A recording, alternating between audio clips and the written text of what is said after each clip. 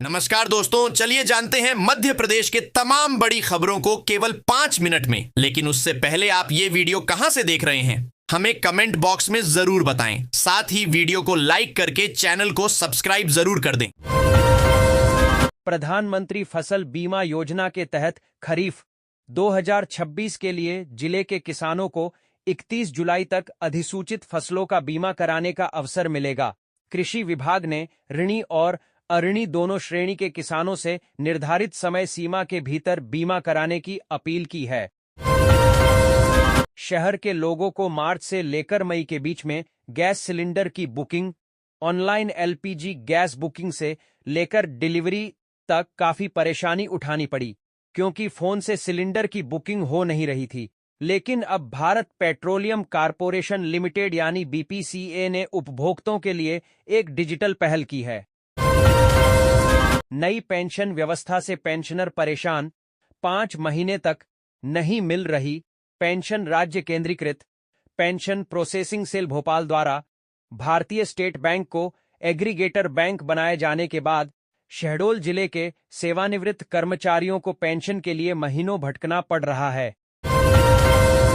जिले के बहुप्रतीक्षित मास्टर प्लान को लेकर शुक्रवार को आयोजित जिला विकास समन्वय एवं निगरानी समिति दिशा की बैठक विवादों के बीच रही। मास्टर प्लान लागू नहीं होने का मुद्दा उठाते हुए कांग्रेस विधायक आरिफ मसूद और आतिफ अकील ने बैठक की उपयोगिता पर सवाल खड़े किए। सरदार सरोवर के डूब प्रभावितों के पुनर्वास और आवंटित प्लाटों के पंजीयन में गड़बड़ी को लेकर दायर जनहित याचिका पर गुरुवार को हाईकोर्ट में सुनवाई पूरी हो गई। जस्टिस सुबोध अभ्यंकर और जस्टिस आलोक अवस्थी की युगल पीठ में सभी पक्षों की अंतिम बहस सुनने के बाद अपना फैसला सुरक्षित रख लिया है। मध्य प्रदेश कांग्रेस कमेटी के अध्यक्ष जीतू पटवारी के भाई कुलभूषण उर्फ नाना पाटवारी को पुलिस ने ड्रग्स के एक केस में हिरासत में लिया था। इसके बाद उन्हें छोड़ दिया गया था। इस मामले में शुक्रवार सुबह जीतू पटवारी अपने भाई नाना पटवारी के साथ मीडिया के सामने आए। नाना ने कहा कि ड्रग्स केस में जो लोग पकड़े गए हैं वो हमारी विधानसभा के हैं। मध्य प्रदेश के मुखिया डॉक्टर मोहन यादव 12 जुलाई रविवार को भिंड के दौरे पर रहेंगे। वे यहां लाडली बहना योजना की 38वीं किस्त जारी करने आ रहे हैं। बता दें कि इस बार लाडली बहना योजना की किस्त के 1,500 रुपये की राशि भेजने और बहनों के साथ संवाद का कार्यक्रम भिंड जिले के लहार में आयोजित किया जा रहा है। दतिया के पूर्व कांग्रेस विधायक राजेंद्र भारती को दिल्ली हाईकोर्ट से भी बड़ा झटका लगा है। अदालत ने उनकी याचिका खारिज कर दी है। इसके साथ ही उनकी विधानसभा सदस्यता समाप्त किए जाने का निर्णय फिलहाल बरकरार रहेगा। हाईकोर्ट के इस फैसले के बाद दतिया विधानसभा उपचुनाव को लेकर बनी कानूनी अनिश्चितता भी समाप्त हो गई है और चुनाव प्रक्रिया निर्धारित कार्यक्रम के अनुसार आगे बढ़ने की संभावना है। स्कीम 36 निवासी 60 वर्षीय कमलाबाई ने अपने बेटे मुकेश वर्मा पांडे और बहू अलका वर्मा पांडे के खिलाफ रिपोर्ट दर्ज कराई है। आरोप है कि दोनों बुजुर्ग दंपति के साथ मारपीट करते थे। बहू ने झूठे प्रकरण में फंसाकर जेल भिजवाने की धमकी दी और उन्हें उनके स्वामित्व वाले मकान से बाहर निकाल दिया। शहर में यातायात सुगम करने और प्रदूषण कम करने के लिए ई-रिक्शा चलाए गए। अब ये पूरे शहर के लिए गले की फांस बन चुके हैं। यातायात विभाग ने रिक्शा चालकों को निर्धारित मार्ग पर संचालित करने के लिए 4 जोन तो तय कर दिए, लेकिन उसे लागू नहीं कर पा रहे हैं। इंदौर में गर्मी के दिनों में गिरा जलस्तर अब बारिश के बाद थोड़ा बढ़ा है। शहर और आसपास के इलाकों में हजारों की संख्या में प्राइवेट बोरवेल हैं, जिनसे जमकर जमीन से पानी खींच जा रहा है। सबसे बड़ी बात यह है कि प्रशासन के पास इनका कोई रिकॉर्ड ही नहीं है। मध्य प्रदेश राज्य ओपन एजुकेशन बोर्ड की 10वीं और 12वीं की परीक्षा गुरुवार को उत्कृष्ट बाल विनय मंदिर में भारी अव्यवस्थाओं के बीच शुरू हुई। परीक्षा अपने निर्धारित समय से करीब 20 मिनट देरी से शुरू हो सकी। इसका मुख्य कारण यह रहा कि जिस हॉल में दोपहर 2 बजे से परीक्षा आयोजित होनी थी, वहां सुबह 11:30 से दोपहर 1:30 तक स्पोर्ट्स कैलेंडर को लेकर जिला स्तरीय बैठक चलती रही।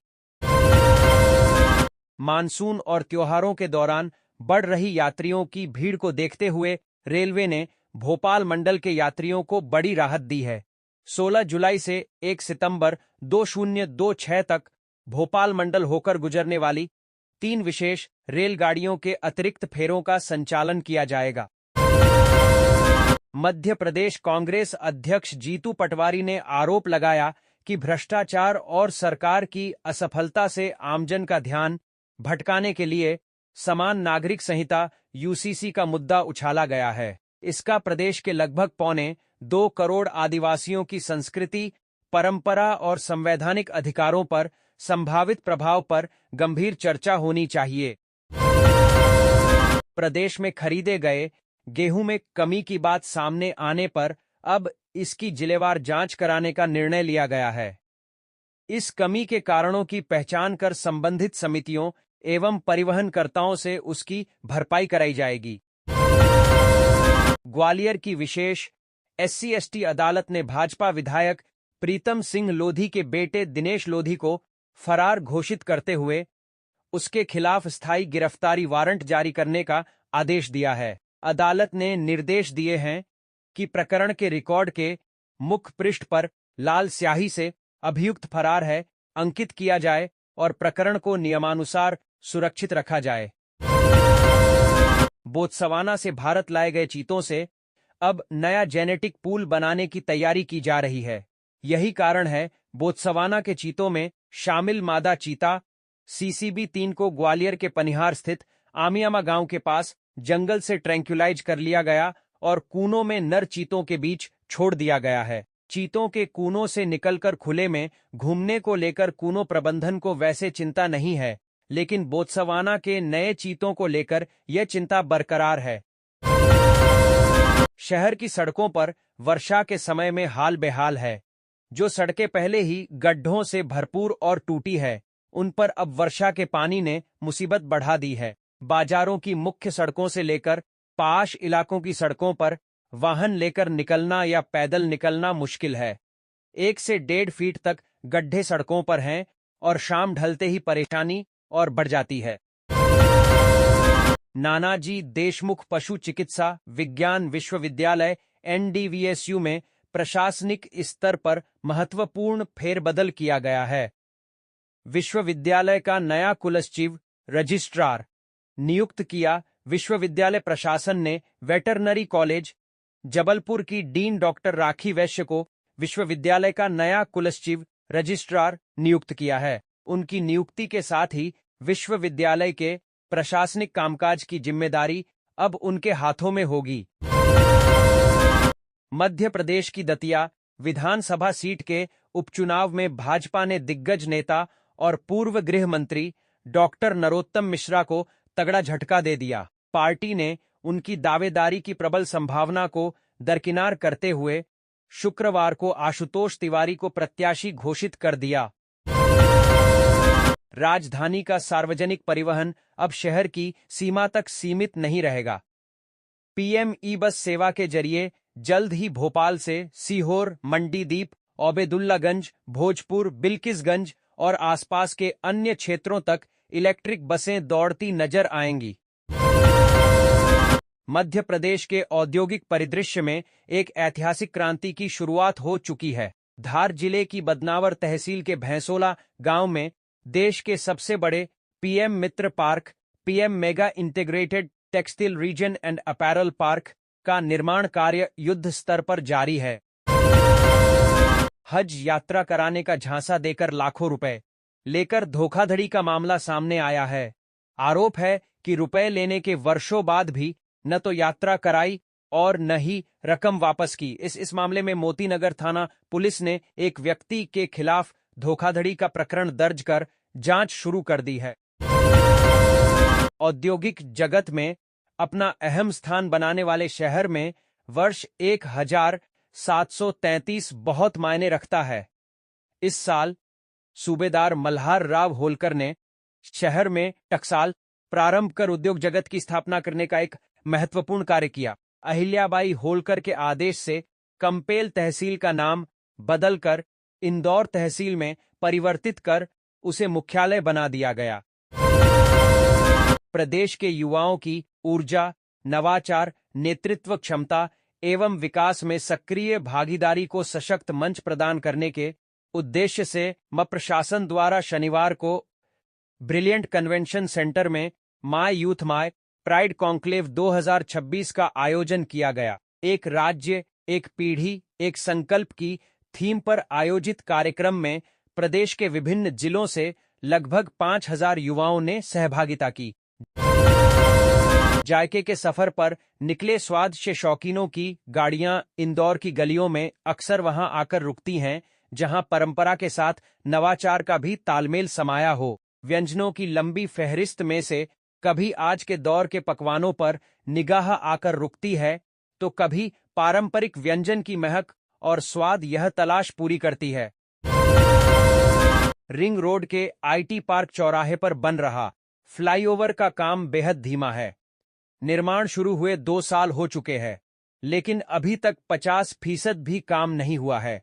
स्थिति यह है कि फ्लाईओवर के दोनों ओर बने पिलरों पर पियर कैप का काम चल रहा है। निर्माण कार्यों में तेजी लाने के लिए मध्य प्रदेश सड़क विकास निगम MPRDC ने निर्माण एजेंसी को निर्देश दे रखे हैं, क्योंकि अभी तक फ्लाईओवर पर गर्डर लॉन्चिंग होना बाकी है। हर वर्ष की तरह इस बार भी computer science and engineering CSE विद्यार्थियों की पहली पसंद बनी हुई है। प्रदेश के इंजीनियरिंग कॉलेजों में प्रवेश के लिए पहले ही राउंड में CSE शाखा की 7711 सीटें आवंटित हो चुकी हैं। इसके अलावा आर्टिफिशियल इंटेलिजेंस, AI और मशीन लर्निंग जैसे नए दौर के तकनीकी पाठ्यक्रमों को लेकर भी विद्यार्थियों में जबरदस्त उत्साह देखने को मिल रहा है। दतिया विधानसभा सीट पर 2023 में डॉक्टर नरोत्तम मिश्रा की हार प्रदेश की सबसे चर्चित चुनावी घटनाओं में रही।